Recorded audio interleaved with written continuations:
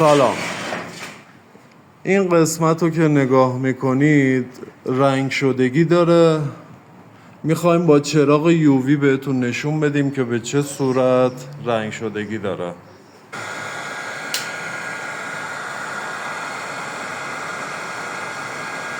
توجه کنید رنگ شدگیش واضح و مشهوده. این قسمت سقف آریزوه که دوستانمون اطلاع نداشتن، صاحب ماشین نمیدونستش، الان داره ماشین رو میفروشه، متوجه شدش. همونجور که تو چراغ یووی دیدی این قسمت رنگ شدگی داشتش که داخل یووی واضح دیدیم. الان